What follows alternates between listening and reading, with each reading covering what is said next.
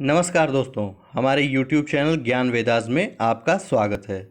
आज के इस वीडियो में हम यूपी पीसीएस 2017 की प्रारंभिक परीक्षा के प्रश्न पत्र का हल देखने का प्रयास करेंगे।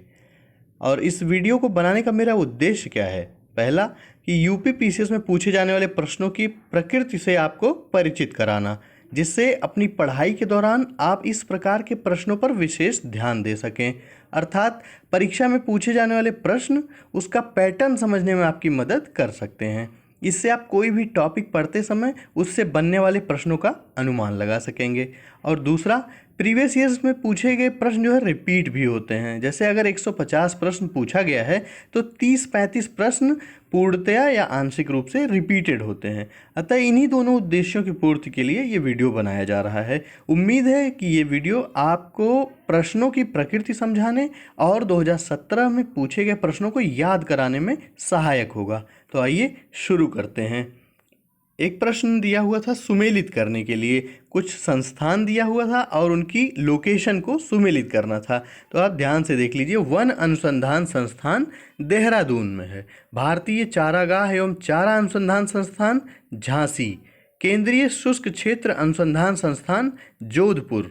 भारतीय कृषि अनुसंधान संस्थान नई दिल्ली में है। अगला प्रश्न है, भारत में स्थापित प्रथम राष्ट्रीय उद्यान कौन सा था? इसका उत्तर है जिम कॉर्बेट राष्ट्रीय उद्यान।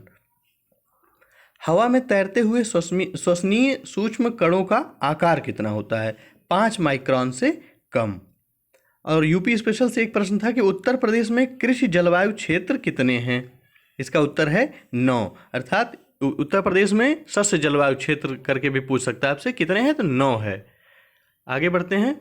जीव से जैवमंडल तक जैविक संगठन का सही क्रम पूछा था कि जीव से लेकर जैवमंडल तक जैविक संगठन का सही क्रम लगाइए। तो ये सही क्रम मैंने लिख दिया, यहाँ देख लीजिए। जनसंख्या, समुदाय, पारिस्थितिक तंत्र, भूदृश्य। आगे बढ़ते हैं। ये सुमेलित करने वाला प्रश्न एक बार फिर से आ गया था। कौन से यूपी के कौन से जिले में कौन सा उत्पाद वहाँ फेमस है, इस बारे में प्रश्न पूछा था। तो खेल का सामान मेरठ में, दिया सलाई बरेली, पीतल का सामान मुरादाबाद, लकड़ी पर नक्काशी सहारनपुर। एक ये प्रश्न देखिए पूछा है सुमेलित करने के, इसको भी देख लीजिए। अफीम फल, हींग जड़, रबर तना और कुनैन छाल। इसे देख लीजिए, रिपीट होता है तो इसे आप सही करिए। संयुक्त राष्ट्र संघ द्वारा परम गरीबी की परिभाषा को कब अंगीकृत किया गया? 1995 में। अगला प्रश्न देखिए, मोस्ट इंपॉर्टेंट है, ये कई बार पूछा जा चुका है। कटा हुआ हीरा जगमगाहट के साथ चमकता है, क्यों चमकता है? इसका उत्तर है पूर्ण आंतरिक परावर्तन के कारण।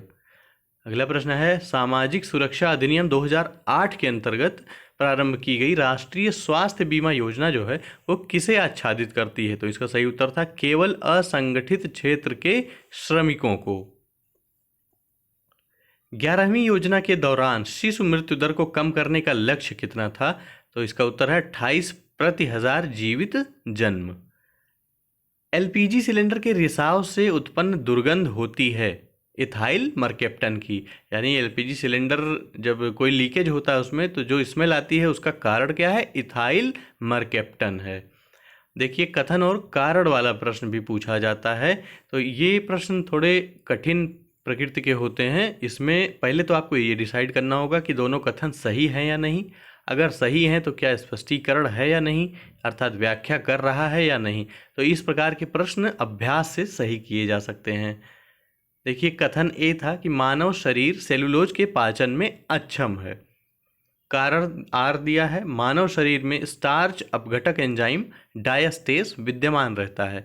तो ये ए आर दोनों सही है, लेकिन ये व्याख्या नहीं कर रहा है, अर्थात स्पष्टीकरण नहीं है।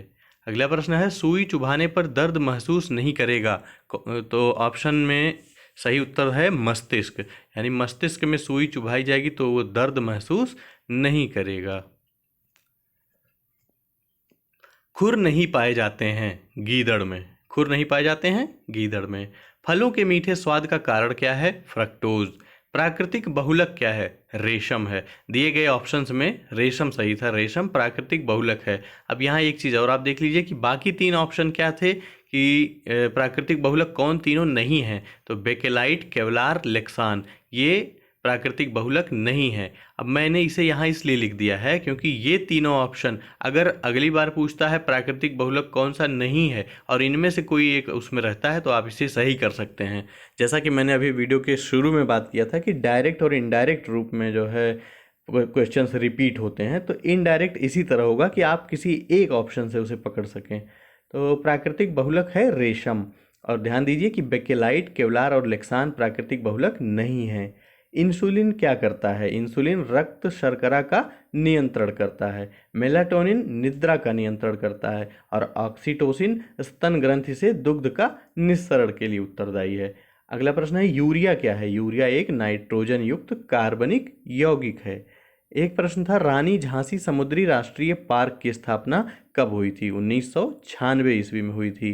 पित्ताशय में उपस्थित पथरी किसका पाचन प्रभावित करती है? तो इसका उत्तर है वसा का पाचन प्रभावित करती है।